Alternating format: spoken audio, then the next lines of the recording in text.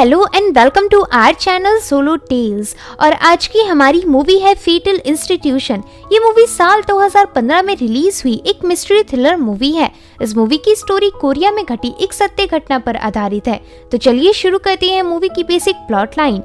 Movie की starting में हम जून वू को देखते हैं। जून वू एक फैक्ट्री में मजदूर था और उसका काम बर्फ के बड़े से ब्लॉक को खिसकाकर मशीन के अंदर डालना था। मशीन के अंदर जाते ही उस बर्फ के छोटे छोटे टुकड़े हो जाते थे और फिर उन टुकड़ों को एक बॉक्स में भर लिया जाता था। इस काम के बदले जून वू को थोड़े से ही पैसे मिलते थे, जिससे उसका गुजारा करना भी मुश्किल था। अब जून वू को उसका लंच देने उसकी बहन यूजिन आती है। यूजिन एक सीनियर स्कूल स्टूडेंट होती है और जून वू उसी के लिए पैसे कमा रहा होता है ताकि यूजिन पढ़ लिख कर आगे बढ़ सके। आगे जून वू यूजिन के साथ अपनी फैक्ट्री से निकल जाता है। जून वू और यूजिन के अलावा इन दोनों का इनके परिवार में कोई नहीं था।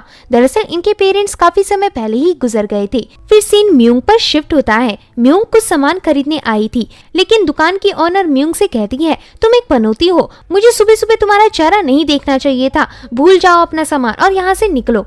लेकिन शॉपकीपर की बात ना मानते हुए म्यूंग वो सामान ले लेती है और उसके बदले पैसे रखकर चली जाती है। जाते वक्त शॉपकीपर गुस्से में म्यूंग पर चावल छिड़क देती है। म्यूंग के साथ गांव के सभी लोग ऐसा ही बर्ताव करते थे। रास्ते से कुछ लड़कियां गुजरते वक्त कहती हैं, ये तो वही है ना जिसके बारे में अफवाह थी कि उसे भूत दिखते हैं। उसी दुकान के पास जून वू भी खड़ा था। जून वू म्यूंग के बारे में ये सारी बातें सुन लेता है। आगे हम जून वू के साथ काम करने वाले आदमी जैंग को देखते हैं। कॉल खत्म होने के बाद जैंग जून वू से कहता है, क्या कॉल में तुम्हारी सिस्टर यूजिन थी? जून वू कहता है, अपने काम से मतलब रखो, वैसे भी हम सभी फैमिली मेंबर्स हैं। जैंग कहता है, अगर देखा जाए तो तुम मेरे स्टेप कजन हो और हमारा रिश्ता काफी दूर का है। जून वू कहता है, उससे कोई फर्क नहीं पड़ता, मैं बस इतना जानता हूँ कि हम एक ही फैमिली से हैं। वैसे जरा मुझे ये बताओ कि तुमने यूजिन को कल रात मैसेज क्यों किया था? जैंग घबराते हुए कहता है, तुम्हें कैसे पता चला कि मैंने ही वो मैसेज किया था? जून वू कहता है, तो मेरा अंदाजा सही निकला। ऐसा बोलकर जून वू जैंग के पीछे भागने लगता है। वहीं सीन यूजिन पर शिफ्ट होता है। यूजिन असल में अपने भाई से छिपते हुए किसी पार्लर में काम करती थी और इसलिए यूजिन ने एक सीक्रेट जगह पर सूटकेस रख रखा था। इस सूटकेस में यूजिन के पार्लर वाले ड्रेसेस और मेकअप के सामान होते थे। तभी यहीं आसपास से यूजिन को किसी के बाइबल पढ़ने की आवाज आती है। असल में इधर बाइबल म्योंग पढ़ रही थी। देखने में लग रहा था कि म्योंग किसी से डरी हुई है, जिसका कारण हमें आगे पता चलेगा। फिर यूजिन म्योंग को थोड़ा रिलैक्स करवाकर उससे बातें करती है। यूजिन कहती है, मैंने तुम्हारे बारे में अफवाह सुनी है कि तुम भविष्य बता सकती हो और तुम्हारे अंदर कुछ साइकिक पावर्स है। अगर सच में ऐसा है तो क्या तुम मुझे बताओगे कि मेरा फ्यूचर कैसा होगा, मेरा हस्बैंड कौन होगा और मेरे बड़े भाई का आगे चलकर क्या होगा? म्योंग कहती है, तुम्हारी मौत हो जाएगी। अब अगर मैंने तुम्हें तुम्हारी मौत का कारण भी बता दिया तब भी तुम मरोगी, क्योंकि तुम्हारे भाग्य में मरना लिखा है। इसे सुन यूजिन घबरा जाती है और म्योंग को पागल समझते हुए वहाँ से चली जाती है। फिर म्योंग को अचानक से यूजिन के बारे में एक विजन आता है। इसमें कोई आदमी बेसमेंट की सीढ़ियों में खड़ा था और यूजिन को काफी तड़पाते हुए उसका गला दबा रहा था। ये सब देखते ही म्योंग बेहोश हो जाती है और जब तक म्योंग की आंखें खुलती है तब तक शाम हो चुकी थी। फिर हम यूजिन को देखते हैं। यूजिन पार्लर में काम कर रही होती है कि तभी उतने में ही वहाँ पर उसका भाई जुनवू आ जाता है।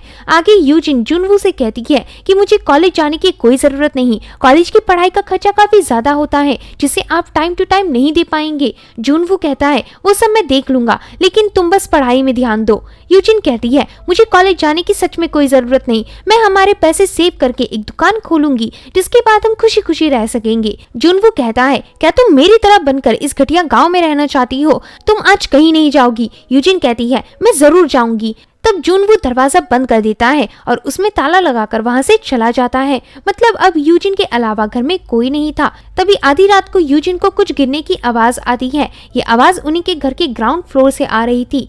दरअसल कोई वहां का ताला तोड़कर उनके घर के अंदर घुस गया था। तभी ग्राउंड फ्लोर से एक सीढ़ी निकलती है और इस सीढ़ी को कोई जल्दी जल्दी चढ़ते हुए यूजिन तक पहुंच जाता है। इसे देख यूजिन भागने की कोशिश करती है, लेकिन दरवाजा बंद होने की वजह से यूजिन कहीं भाग नहीं सकती थी। इसी मौके का फायदा उठाकर किलर यूजिन को घसीटते हुए दरवाजे से दूर ले चलता है। आगे किलर ने यूजिन को मारकर उसका काफी बुरा हाल कर दिया था। आखिरी वक्त में यूजिन किलर से कहती है, चाहे तुम दुनिया में मुझे कहीं भी छिपा लो, मेरा भाई मुझे ढूंढ ही लेगा। यूजिन के इतना कहते ही सीन कट होता है और हम यूजिन के चीखने चिल्लाने की आवाज सुन पाते हैं, यानी किलर ने यूजिन को मार डाला। अगले दिन ही जुनवू अपनी सिस्टर यूजिन के खोने की रिपोर्ट लिखवाने पुलिस स्टेशन जाता है, लेकिन इंस्पेक्टर कहता है तुम्हारी कल रात को अपनी बहन से लड़ाई हुई थी। ऐसी लड़कियां ताला तोड़कर भागने में एक्सपर्ट होती हैं। जरूर तुमसे गुस्सा होकर यूजिन कहीं भाग गई होगी, पर चिंता मत करो, कुछ दिनों बाद जब उसे भूख लगेगी तो वो खुद ही वापस आ जाएगी। ऐसा कहकर इंस्पेक्टर चला जाता है। आगे जुनवू को हम लॉबी में देखती हैं।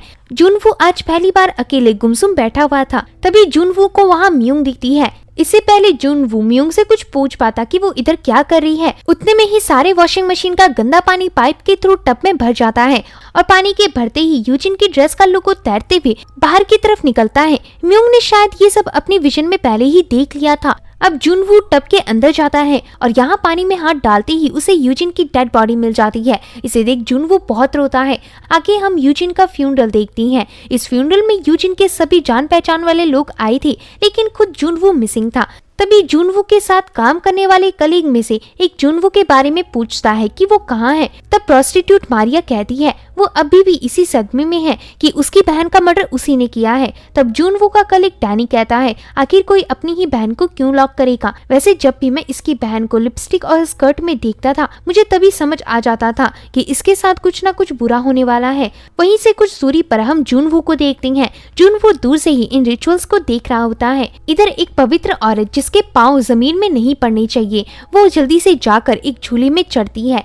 तब उस औरत को कपड़े से लपेटा हुआ एक बाउल दिया जाता है। वो लेडी कपड़े के साथ उस बाउल को पानी के अंदर फेंकती है। ये सब करते हुए लेडी का शरीर कांप रहा होता है और उसके पाँव से खून बह रही होती है। तभी म्यूंग देखती है कि लेडी के ऊपर किसी छोटी बच्ची की आत्मा खड़ी है। ये आत्मा हमेशा सिर्फ म्योंग को ही दिखाई देती थी।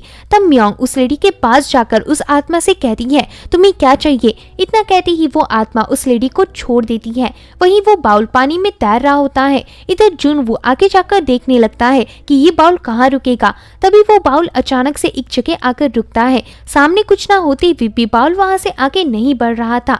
फिर जुनवू देखता है उसी बाउल के पास में कोई अनजान आदमी खड़ा था। यही अनजान आदमी असल में यूजिन का किलर है। इधर जुनवू उस आदमी को रुकने कहता है, लेकिन ये बात सुनते ही वो किलर वहाँ से भाग जाता है।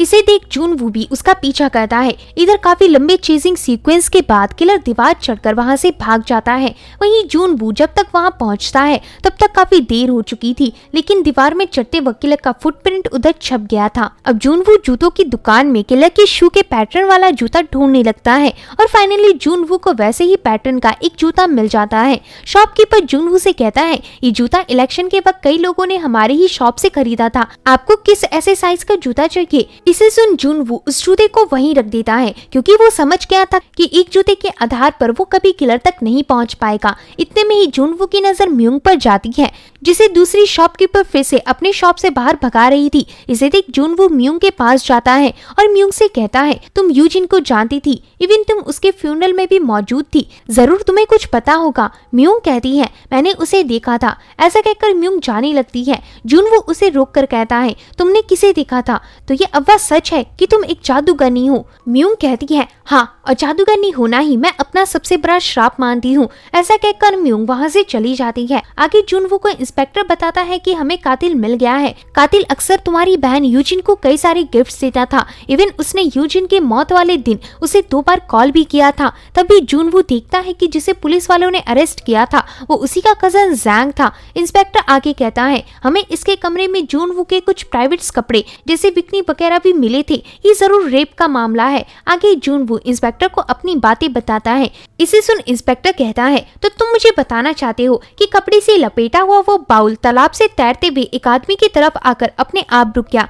तुम्हारे हिसाब से ये सारा संकेत तुम्हें तुम्हारी बहन की आत्मा ने दिया था ताकि तुम उसके किलर तक पहुंच सको। तो जुनवू इस पर हाँ कहता है। इंस्पेक्टर कहता है क्या बकवास है, इस पर कोई विश्वास नहीं करेगा। जुनवू कहता है मैं बिल्कुल सच कह रहा हूँ, और जो चीजें आपको जैंग के कमरे से मिली हैं उसे जैंग हमारे घर से कई सालों से चुराता आ रहा था, लेकिन आज तक जैंग ने कभी ऐसा कोई काम नहीं किया। तब इंस्पेक्टर का असिस्टेंट कहता है हमें इस केस में रेप का कोई सबूत नहीं मिला, अगर बॉडी का रेप किया गया होता तो हमें पता चल जाता। इंस्पेक्टर कहता है ऐसा कैसे हो सकता है, उस लड़की के पूरे शरीर में एक कपड़ा तक नहीं था, जरूर तुमने कोई चालाकी की है, लेकिन मैं बहुत जल्द तुम्हारे खिलाफ बाकी एविडेंस ढूंढूंगा। ऐसा कहकर इंस्पेक्टर वहां से चला जाता है। इधर जुनवू को पूरा कंफर्म होता है कि उसका कजन किलर नहीं है। आगे जुनवू अपने फोन की गैलरी चेक कर रहा होता है। इस गैलरी में जुनवू और उसकी सिस्टर की तस्वीरें थी। गैलरी देखते ही जुनवू को यूजिन के फोन से कोई कॉल आता है। इसे देखते ही जुनवू घबरा जाता है। जुनवू सामने वाले से कहता है, तुम कौन हो और तुम्हारे पास मेरी बहन का फोन कैसे आया? तो इतने में ही सामने वाला आदमी फोन काट देता है। आगे जुनवू उसकी बहन के फोन का लोकेशन ट्रैक करने स्टोर जाता है, लेकिन स्टोर की लेडी कहती है, हम ऐसा नहीं कर सकते। इवन पुलिस भी लोकेशन ट्रैक करने के लिए हमें कम से कम वारंट दिखाती है। अगर वारंट नहीं है तो मिनिमम फोन के ओनर की परमिशन होनी चाहिए। इस तरह वो लेडी लोकेशन निकालने से मना कर देती है। आगे जुनवू उस स्टोर से बाहर निकलता है। फिर रास्ते में ही जुनवू की नजर म्योंग पर पड़ती है, जो वहीं से गुजर रही थी। म्योंग को बस स्टैंड के पास खड़े कुछ लोग परेशान करने लगती हैं। तब जुनवू म्योंग को उनसे दूर करके अपने साथ लाता है। जुनवू म्योंग से कहता है, मुझे तुमसे एक काम है। आगे जुनवू उस लेडी के सामने म्योंग को अपनी बहन बनाकर ले आता है, जिसका फोन गुम हो गया था। तो इसे देख साइबर लेडी यूजिन के फोन का सिग्नल ट्रैक करने लगती है। आगे रात को ये दोनों उसी लोकेशन की तरफ जा रही होती हैं, जहाँ पर यूजिन के फोन से आखिरी कॉल किया गया था। रास्ते में ही इन्हें टॉर्च की रोशनी दिखाई देती है। इसे देख जुनवू और म्योंग लोकेशन वाले घर के अंदर चले जाते हैं और वहाँ से छिपते हुए नजर रखने लगती हैं। फिर अचानक इनके सामने वाला दरवाजा खुलता है और वहां से कोई आदमी टॉर्च के साथ अंदर एंटर करता है। असल में यह आदमी और कोई नहीं बल्कि जुनवू के साथ काम करने वाला वर्कर डैनी था। डैनी को ये दोनों छिपते हुए देख रहे थे कि उतने में ही उसी दरवाजे से एक लेडी अंदर घुसती है। ये लेडी प्रोस्टिट्यूट मारिया थी। दरअसल इन दोनों ने यहाँ मिलकर फिजिकल होने का प्लान बनाया था। तभी जुनवू इधर किसी आदमी को भागते हुए नोटिस करता है। जुनवू जल्दी से उस आदमी के पीछे भागता है, लेकिन वो आदमी जुनवू को कहीं दिखाई नहीं देता। तब जुनवू अपनी बहन यूजिन के नंबर पर कॉल करके देखता है। ये नंबर किलर के पास था, जिस कारण किलर का फोन बजने लगता है, जिससे जुनवू को पता चल जाता है और जुनवू फिर से किलर का पीछा करने लगता है। इधर काफी देर तक पीछा करने के दौरान ही जुनवू की किसी आदमी से टक्कर हो जाती है। ये आदमी जैंग होता है। जैंग बताता है, एविडेंस न मिलने की वजह से मुझे जेल से रिलीज कर दिया गया। जुनवू कहता है कि तुमने यहाँ से किसी आदमी को गुजरते हुए देखा? जैंग कहता है, हाँ, वो उस तरफ गया है। जुनवू कहता है, क्या तुमने उसका चेहरा देखा? जैंग कहता है, सॉरी, मैंने इतना ध्यान नहीं दिया। तब जुनवू उस तरफ भागने लगता है। तब जैंग उसे रोककर कहता है, वैसे तुम्हें तो मुझ पर भरोसा है ना कि मैंने कुछ नहीं किया? जुनवू कहता है, हाँ। ऐसा बोलकर जुनवू किलर को पकड़ने चला जाता है। जुनवू उसी तरफ जाता है जहाँ का रास्ता उसे जैंग ने बताया था। इधर जुनवू को अचानक से एक मेडिकल शॉप की लाइट दोबारा से जलती हुई दिखती है। साथ ही मेडिकल शॉप भी दोबारा से ओपन हो जाता है। इसे देख जुनवू को शक होता है कि किलर अभी अभी भागकर मेडिकल शॉप के अंदर आया है, इसलिए जुनवू भी उस मेडिकल के अंदर जाता है। इस मेडिकल को हान नाम का फार्मासिस्ट चलाता था। जुनवू हान को एनर्जी ड्रिंक देने का कहता है। तब हान कहता है, मैं समझ सकता हूँ कि तुम किस प्रॉब्लम से गुजर रहे हो, जरा रुको, मैं तुम्हें अपने मेडिकल की और भी कुछ चीजें देता हूँ, प्लीज इन्हें लेने से इनकार मत करना। इधर जुनवू नोटिस करता है कि जैंग बोलते वक्त काफी लंबी गहरी सांसें ले रहा था, जैसे वो कहीं से भाग कर आया हो। तभी हान के स्टोर में मारिया आती है। मारिया और हान की बातों से पता लगता है कि वह दोनों एक दूसरे को काफी समय से जानती थी और मारिया अक्सर अपनी दवाइयाँ खरीदने इधर ही आती थी। तभी दवाई लेते वक्त हान अपनी गर्दन चटकाता है। इसे देख जुनवू को याद आता है कि किलर भी उस वक्त ऐसी ही गर्दन चटका रहा था। ये सब जानकर भी जुनवू नॉर्मल बिहेव करते हुए उस मेडिकल स्टोर से बाहर निकल जाता है। वहीं मारिया भी उस स्टोर से चली जाती है। तभी हम देखती हैं उस मेडिकल स्टोर की साइड वाली बिल्डिंग से ही जुनवू हान के बाहर निकलने का इंतजार कर रहा था। आगे हान का पीछा करते हुए जुनवू हान के घर के अंदर चला जाता है। खिड़की से अंदर आकर जुनवू हान का फर्नीचर चेक करता है, क्योंकि अगर हान किलर होगा तो उसके घर में यूजिन का मोबाइल जरूर होगा। तभी ड्रॉर चेक करते हुए कुछ आवाज आती है, जिसे देख जुनवू वहीं छिप जाता है। वहीं हान अपने उसी कमरे की तरफ बढ़ता है जहाँ से उसे आवाज आ रही थी, लेकिन जुनवू हान के आने से पहले ही उसके वॉशरूम में छिप गया था। जुनवू खिड़की खोलकर वहां से जा ही रहा होता है कि उतने में ही जुनवू की नजर वॉशरूम में रखे जूते पर पड़ती है। इस जूते के पीछे का डिजाइन ठीक वैसा ही था जैसा जुनवू ने किलर के फुटप्रिंट में देखा था। इसे देख जुनवू वॉशरूम से बाहर निकलता है, लेकिन अब तक हान अपने कमरे से जा चुका था। फिर हम म्योंग को देखते हैं जो किसी तरह का विचक्राफ्ट कर रही होती है कि तभी म्योंग को किसी से टक्कर लगता है और वो नीचे गिर जाती है। नीचे गिरते ही म्योंग को फिर से विजन आने लगती है। इस विजन में वो एक घर देखती है जिसमें कोई नंबर लिखा हुआ था। रास्ते में कोई नोट पड़ा होता है और म्योंग किसी लेडी को काउंटिंग करते हुए देखती है। इतने में ही म्योंग का विजन खत्म हो जाता है। इधर म्योंग जिससे टकराई थी वो मारिया थी। मारिया देखती है कि म्योंग अचानक से दीवार में कुछ लिख रही है। इसे देख मारिया घबराकर जल्दी से वहां से निकल जाती है। आगे रास्ते में मारिया अपने पैसे गिन रही होती है। असल में जो लेडी काउंटिंग कर रही थी वो मारिया ही थी और विजन में वो पैसे ही गिन रही थी। तभी मारिया को रास्ते का एक अमेंडमेंट हाउस दिखता है जिसमें 6x2 लिखा हुआ था। इसे देख मारिया अपने पैसे गिनते हुए वापस जाने लगती है, लेकिन इनमें से अभी एक नोट कम था। मारिया पीछे मुड़कर देखती है तो वो नोट उसी घर की साइड में गिरा हुआ था। अब मारिया वापस जाकर उस नोट को उठाने लगती है कि उतने में ही उस घर से कोई मारिया को अंदर खींच लेता है और घर का दरवाजा बंद कर देता है। वहीं हम जुनवू को देखती हैं जो हान का जूता लेकर वहां से भाग रहा था कि इतने में ही जुनवू को रास्ते में म्यूंग दिखती है। जुनवू म्यूंग के पास जाता है और लाइट ऑन करके देखता है तो ये वही घर था जिसमें म्यूंग को जबरदस्ती किसी आदमी ने अंदर खींचा था। असल में इस घर का पास बहुत हॉन्टेड रह चुका था जिस कारण इसे बंद कर दिया गया था। जुनवू जब इस घर के अंदर जाकर देखता है तो नीचे ही उसे मारिया की चैन दिख जाती है। आगे वहाँ इन्वेस्टिगेट करने पुलिस वाले आते हैं। पुलिस वालों को उस घर में सिर्फ मारिया की डेड बॉडी के अलावा कुछ नहीं मिलता। आगे जुनवू इंस्पेक्टर को वो जूता दिखाकर कहता है मारिया और मेरी बहन का कातिल वही फार्मासिस्ट है, इवन मारने का पैटर्न भी सेम है। इंस्पेक्टर कहता है हान एक संत जैसा है, वो कभी किसी का मर्डर नहीं कर सकता। जुनवू कहता है मुझे हान के बारे में ये सब म्यूंग ने बताया है, म्यूंग कभी गलत नहीं होती। इंस्पेक्टर कहता है तो तुम्हें क्या लगता है कि हम इस अजीब सी लड़की के कहने पर हान को जेल के अंदर डाल देंगे? जुनवू कहता है आपका कहना था कि 3 दिनों में ही किलर पकड़ा जाएगा, तो 3 दिन बीत चुके हैं, लेकिन मेरी बहन का किलर कहाँ है? ऐसा बोलते हुए जुनवू इंस्पेक्टर से लड़ाई कर लेता है। आगे जुनवू छिपते हुए हान पर हर रोज नजर रखना शुरू कर देता है ताकि उसे हान के खिलाफ कोई एविडेंस मिल सके। जुनवू के ही सामने वाले घर में फैक्ट्री के कलीग्स जुआ खेला करते थे। जुनवू पानी पीने के लिए जब वहाँ आता है तभी जुनवू की नजर एक तार पर पड़ती है। ये तार सीसीटीवी कैमरा का था जिसे घर के बाहर फिट किया गया था ताकि पुलिस वालों के घर में आने से पहले ही इन्हें पता लग जाए। इसे देख जुनवू को एक आइडिया आता है। आगे जुनवू और उसके सभी वर्कर्स सीसीटीवी कैमरा से मर्डर वाली रात की फुटेज देखती हैं।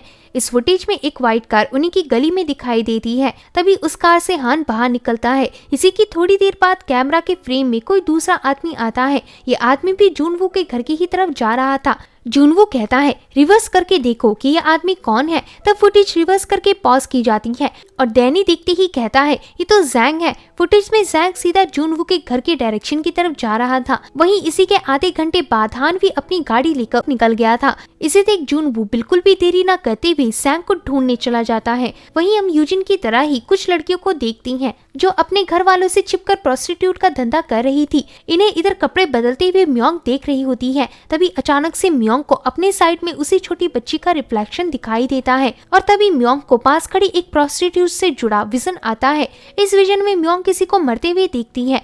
होश में आते ही म्योंग को लगता है कि ये कत्ल उसी प्रोस्टिट्यूट का होने वाला है जिसका उसने विजन देखा था। आगे म्योंग प्रोस्टिट्यूट का पीछा करते हुए जुनवू को कॉल करने की कोशिश करती है, लेकिन जुनवू अपना फोन साइलेंट में लगाकर ट्रक में ही भूल गया था। वहीं जुनवू के कॉल पिक न करने पर म्योंग अकेली ही उस जगह चली जाती है जहाँ पर प्रोस्टिट्यूट गई थी। ये एक स्कूल होता है और यहाँ वो प्रोस्टिट्यूट किसी का इंतजार कर रही होती है। उधर जुनवू फैक्ट्री पहुंचकर जैंग को ढूंढता है। जुनवू कहता है जिस रात यूजिन का मर्डर हुआ था उस दिन तुम यूजिन के घर की तरफ गए थे। जैंग कहता है हाँ, लेकिन मैंने उसे नहीं मारा। तुम्हारी बहन यूजिन ने खुद मुझे कॉल करके वहाँ बुलाया था ताकि मैं उसके घर का दरवाजा खोल सकूं, लेकिन जब मैं वहाँ गया तो तुम्हारे घर के अंदर कोई भी नहीं था। जुनवू कहता है क्या तुमने घर के पास फार्मासिस्ट या उसकी गाड़ी को देखा था?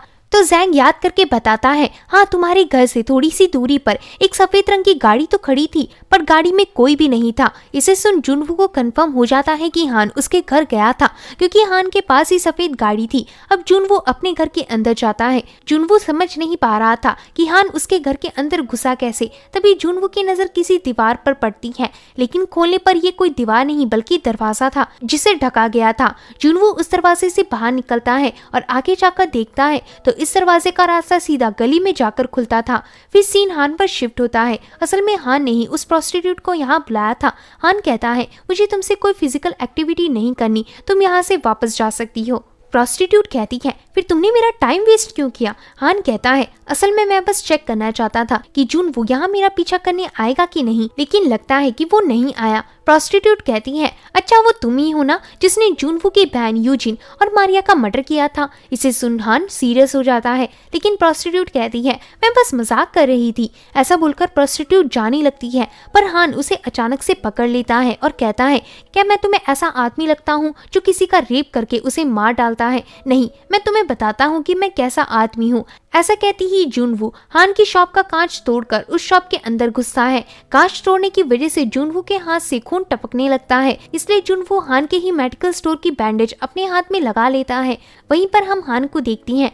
दरअसल हान के यहाँ जो कांच टूटा था वो म्योंग ने तोड़ा था ताकि हान का ध्यान प्रोस्टिट्यूट से हट जाए। इसी मौके का फायदा उठाकर प्रोस्टिट्यूट वहां से भाग जाती है। दूसरी तरफ जुनवू वापस अपनी गाड़ी में बैठता है और अपना फोन चेक करता है। फोन में म्योंग का वॉइस मैसेज था जिसमें म्योंग ने बताया था कि किसी प्रोस्टिट्यूट को हान एक खंडर स्कूल के अंदर लाया है और शायद यहाँ कोई बहुत भयानक घटना होने वाली है। वहीं म्योंग उस खंडर स्कूल के पीछे छिपी हुई थी। फिर हान उधर वाली खिड़की को खोलता है, लेकिन बाहर झांकने पर हान को कोई दिखाई नहीं देता, इसलिए हान वापस चला जाता है। हान के जाते ही म्योंग को जुनवू कॉल करके पूछता है वहाँ क्या हो रहा है। तभी उतने में ही वहाँ हान आ जाता है और म्योंग हान को देखकर चिल्लाने लगती है। फोन में चिल्लाने की आवाज सुनकर जुनवू जल्दी से इंस्पेक्टर को कॉल करता है और इंस्पेक्टर को सारी बातें बताता है कि हान ने म्योंग को अपने पास किसी अबैंडन्ड स्कूल में फंसा रखा है। वहां तक जाने में मुझे काफी वक्त लग जाएगा। वहीं आपका पुलिस स्टेशन उधर ही पास में पड़ता है, जल्दी से उस स्कूल में जाइए वरना देरी हो जाएगी। तो इंस्पेक्टर को जुनवू की बातों पर बिल्कुल विश्वास नहीं होता, लेकिन फिर भी वो अनमने ढंग से वहां जाने को राजी हो जाता है। दूसरी तरफ म्योंग को होश आ जाता है। अभी तक हान ने म्योंग के साथ कुछ गलत नहीं किया था। हान कहता है तुम्हें मेरे बारे में कैसे पता चला, तुम्हें कैसे पता लगा कि मैं यहाँ हूँ, कहीं तुम में सच में तो भविष्य देखने की शक्ति नहीं। तब इससे पहले हान कुछ कर पाता, उतने में ही वहाँ जुनवू पहुँच जाता है। जुनवू आते ही हान को बहुत मारता है। वहीं इधर म्योंग को जुनवू के हाथ में बैंडेज देखकर याद आता है कि मरने वाले ने भी ठीक इसी तरह का बैंडेज पहना हुआ था। फिर यहाँ उन तीनों को सायरन का अलार्म सुनाई देता है। आगे ही तीनों पुलिस स्टेशन में होती हैं। इधर जुनवू म्योंग को उससे खंडर में बीती वारदात बताने को कहता है। असिस्टेंट ऑफिसर कहता है हमें उस लड़की की गवाही चाहिए जिसे हान ने मारने की कोशिश की थी। तभी म्योंग कहती है मुझसे गलती हुई है, वहाँ कुछ नहीं हुआ था और कोई लड़की वहाँ नहीं थी। हान कहता है दरअसल म्योंग बस नीचे गिर गई थी और मैं इसे होश में लाने की कोशिश कर रहा था, हमारे साथ बस इतना ही हुआ। इसे सुन जुनवू सभी ऑफिसर से कहता है ये आदमी झूठ बोल रहा है। तभी वहाँ इंस्पेक्टर आकर जुनवू को बुरी तरह मारता है और कहता है मैं तब से तुम्हें बहुत बर्दाश्त करता आ रहा हूँ, मैंने खाना पीना सोना जागना सब बंद कर दिया है बस इस केस के लिए। ऐसा बोलकर इंस्पेक्टर जुनवू को बहुत मारता है और फिर उसे लॉकअप में बंद कर देता है। यहाँ पुलिस वालों को हान से बस एक साइन लेना था जिसके लिए हान रुका हुआ था। तभी एक वक्त ऐसा आता है जब पुलिस स्टेशन में कोई ऑफिसर नहीं होता और हान भी वहाँ से जा रहा होता है। तभी जुनवू कहता है तुम इतनी आसानी से नहीं बचोगी, मैं तुम्हारा आखिरी दम तक पीछा करूंगा, मुझे पता है कि मेरी बहन का कातिल तुम ही हो। हान कहता है तुमने बहुत सही अंदाजा लगाया, हाँ उसे मारने वाला मैं ही था। असल में मैं तुम्हारी बहन से बहुत नफरत करता था, उसके हर एक शब्द, उसके चलने और बोलने तक से नफरत थी मुझे, जरा इसे देखो। ऐसा कहकर हान जुनवू को एक वीडियो दिखाता है। इस वीडियो में हान ने जुनवू की बहन यूजिन को बहुत टॉर्चर किया हुआ था। इस वीडियो में हान ने यूजिन की मरते तक की वीडियो बनाई थी। इसे देख यूजिन रोने लगता है और हान का गला दबाने के लिए अपना हाथ आगे करता है, लेकिन दूसरे हाथ में हथकड़ी लगी होने के कारण वो ऐसा नहीं कर पाता। हान कहता है इस एविडेंस से तुम मुझे पकड़ सकती हो, लेकिन अब ये एविडेंस डिलीट होने वाली है। ऐसा बोलकर हान उस वीडियो को जुनवू के सामने ही डिलीट कर देता है और जुनवू इस पर कुछ नहीं कर पाता। फिर हम इंस्पेक्टर को देखते हैं जो हान को उसके फार्मेसी ले जा रहा था। तभी इंस्पेक्टर को उसका एजेंट कॉल करके कहता है सर आपने उस अबेंडेंड हाउस की डिटेल्स मांगी थी जिसमें पूरी एक फैमिली का मर्डर हुआ था। पहले में हम उसी अबेंडेंड हाउस में म्योंग को जाता देखती हैं। इस हाउस में म्योंग को उसी छोटी बच्ची की आत्मा ले जा रही होती है। इंस्पेक्टर का एजेंट आगे कहता है वो घर किसी फार्मासिस्ट का हुआ करता था, लेकिन एक बड़ी बीमारी के कारण वो फार्मासिस्ट अपने ही घर में कैद रहता था, जिस कारण उसे हर चीज से नफरत होने लगी थी। फार्मासिस्ट की सूजी नाम से एक बेटी थी, लेकिन सूजी को बचपन से ही विचक्राफ्ट जैसी चीजों पर काफी इंटरेस्ट था। फ्लैशबैक में हम देखते हैं कि सूजी उसी तरह की ट्रिक्स किया करती थी जिसे हमने म्योंग को करता देखा था। इस जादू को करते हुए उसे उसका फार्मासिस्ट बाप देख लेता है और अपना फ्रस्ट्रेशन उतारने के लिए सूजी को मारने दौड़ता है, लेकिन सूजी की मॉम सूजी को बचा लेती है। इंस्पेक्टर का एजेंट आगे बताता है कि एक रात वो पूरी फैमिली अचानक से कहीं गायब हो गई और उस घर से सिर्फ एक ही व्यक्ति जिंदा निकला। वो व्यक्ति फार्मासिस्ट का बेटा जून था। तो इसे सुन इंस्पेक्टर को समझ आ जाता है कि उस केस में जून कौन था। वहीं फ्लैशबैक में दिखाते हैं कि जून के पेरेंट्स जून को बहुत पीटा करते थे और पनिशमेंट के बहाने उसे एक बेसमेंट में कैद कर देती थी। लेकिन एक दिन जून अपने पेरेंट्स के टॉर्चर से तंग आ जाता है और एक हथियार लेते हुए अपने तीनों फैमिली मेंबर्स को मारने आगे बढ़ता है। तभी प्रेजेंट में दिखाते हैं कि हान उस इंस्पेक्टर को भी ईंट से मार डालता है। असल में हान ही जून था और जून तब से अपनी आइडेंटिटी बदलकर रह रहा था। फिर हम जूनवू को देखती हैं जिसे असिस्टेंट सजा पूरी होने पर रिलीज कर देता है। रिलीज होते ही जूनवू वहीं पास पड़ा एक टेस्टर उठाकर उसे असिस्टेंट के ऊपर अड़ा देता है और पुलिस स्टेशन को लॉक करके वहां से चला जाता है। दूसरी तरफ हम म्योंग को देखती हैं जो लड़की की आत्मा को फॉलो करते हुए अबेंडन हाउस के अंदर पहुंच गई थी। तभी वहां म्योंग के सामने हान आ जाता है। वहीं फिर सीन जूनपू पर शिफ्ट होता है जो कांच तोड़कर फार्मेसी के अंदर चला जाता है, लेकिन अंदर कोई नहीं होता। तब जूनवू वहां नजर डालकर देखता है तो उसे वहां दरवाजे में क्रॉस का साइन मिलता है। इस तरह का साइन म्योंग उस जगह तक पहुंचने के लिए बनाती थी जहां उसे जाना होता था। म्योंग का क्रॉस वाला साइन देखते हुए जूनवू भी उस अबेंडन हाउस में पहुंचता है। यहां पहुंचते ही हान उस पर हमला कर देता है और काफी मार पिटाई के बाद हथियार लेने दूसरे कमरे में चला जाता है। तब तक जून की नजर वहीं पड़ी म्योंग पर जाती है जिसे हान ने बेहोश कर रखा था। जूनवू म्योंग को होश में लाता है। तभी म्योंग कहती है यहाँ से भाग जाओ वरना हान तुम्हें मार डालेगा। इतने में ही पीछे से हान आकर जूनवू का रस्सी से गला घोटने लगता है, लेकिन जूनवू किसी तरह हान को मारकर खुद की जान बचाता है और एक चाकू से हान पर हमला करता है। पर हान उस चाकू को रोककर उल्टा उसी से जूनवू के पेट पर कई बार वार करता है, यानी म्योंग का वो विजन सच निकला। तभी हान का कोई हाथ पकड़ता है। हान जब नीचे देखता है तो ये उसी की बहन सूजी की आत्मा थी जिसे उसने काफी पहले मार दिया था। सूजी को देखकर हान को कहीं ना कहीं अपनी फैमिली को मारने का पछतावा होता है, पर उतने में ही सूजी वहां से गायब हो जाती है। तभी जूनवू कहता है जब मेरे पेरेंट्स का एक्सीडेंट हुआ था और मैं और मेरी बहन यूजिन उनके फ्यूनरल में थे, तब यूजिन ने मेरा हाथ पकड़कर कहा था फिक्र मत करो मैं हमेशा तुम्हारे साथ रहूंगी, लेकिन तुम्हारी वजह से वो मुझसे जुदा हो गई। ऐसा कहकर जूनवू सामने की तरफ भागते हुए हान को पकड़ता है और उसे अपने साथ घर की छत से नीचे फेंक देता है। नीचे गिरने से हान की मौत हो जाती है। वहीं जूनवू बच गया था क्योंकि गिरने से पहले ही उसका हाथ म्योंग ने पकड़ लिया था। आगे हम जूनवू को म्योंग के साथ देखते हैं क्योंकि अब ये दोनों कपल थे।